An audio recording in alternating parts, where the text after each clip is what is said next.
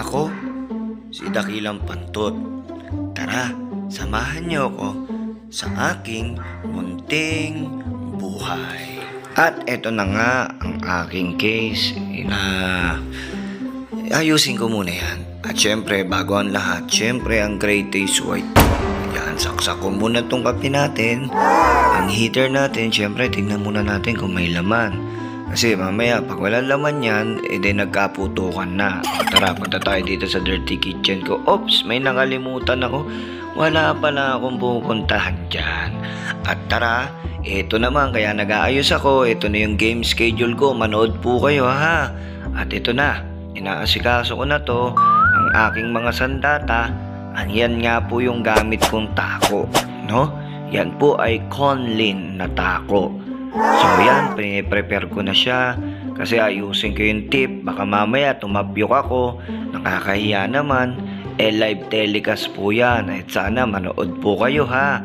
January 9, 2025, 3 p.m. po. At ito na, binilisan ko na ng matindi para hindi na kayo mainip.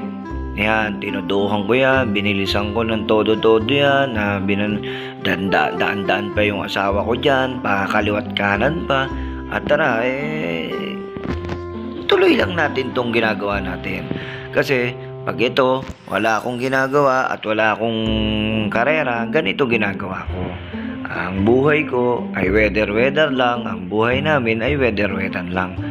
Kasi, kaya habang nabubuhay ka, kailangan mong lahat ng sarap gawin mo sa buhay mo. Lahat ng ikakasaya ng buhay mo, gawin mo. Kasi pag nasa langit ka na, hindi mo na magagawa yan. Kaya ito, ang munting paalala ko sa lahat. Gawin mong maging masaya sa sarili mo bago pa uli ang lahat. Pero itong ginagawa natin ay hobby na natin to. Siyempre, kailangan din natin maglibang sa mga sarili natin, lalong-lalo na pag walang karera ng kabayo, lalo kayong mabubuwang kakaantay ng ilang araw para magkaroon ng karera. Pero huwag kayong mag-alala kasi magbubukas na ang MJCI ng Manila Jockey Club, no? Sa Padre Garcia. Abangan nyo po yan this coming January. Pagkakaalam ko po, magbubukas na po yan. Yang karerahan na yan, bali magiging 2 na po ang karera natin at syempre punong-puno na ng takbuhan yan. Masaya na naman ang mga bayang karerista natin. So yan, sa mga bayang karerista ko naman at maliliit na mananaya, ako po yung nagpapasalamat po sa inyo sa binibigay nyo pong tiwala sa akin at pati na rin sa mga nagbabaka sa akin at nagtitiwala sa mga pera nila, nagtitiwala sa akin, mga pulisman, mga doktor, teacher, mga negosyante. Ako po yung nagpapasalamat po sa inyo dahil sa sobrang pagkakatiwala nyo sa akin, grabe na po. Ako po yung saludo, abot ng aking makakaya mga boss, higpitan ko pa ang tiwala nyo. At syempre, sana matapat na natin at tumama na tayong lahat. So yan, this my vlog. Sana suportahan nyo ako sa lahat ng mga post ko, sa lahat ng mga videos ko, pati mga tips ko. Sana suportahan nyo po ako. At syempre, huwag nyo kakalimutan mag-comment kung saan umabot nga ba itong video natin. Baka umabot na to ng Singapore, USA, Guam. Mag-comment lang kayo sa baba.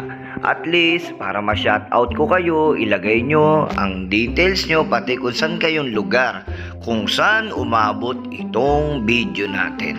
So yan, for now, malapit na palang matapos tong inaayos kong tip. Kasi nga, nag-mushroom na siya, no? Na siya, nagpit-pit na siya. Kaya ito, todo ayos ako. Para mamaya, pagdating ng bakbakan, ganadong-ganado na. At 100% na. Hindi ako tatapyok.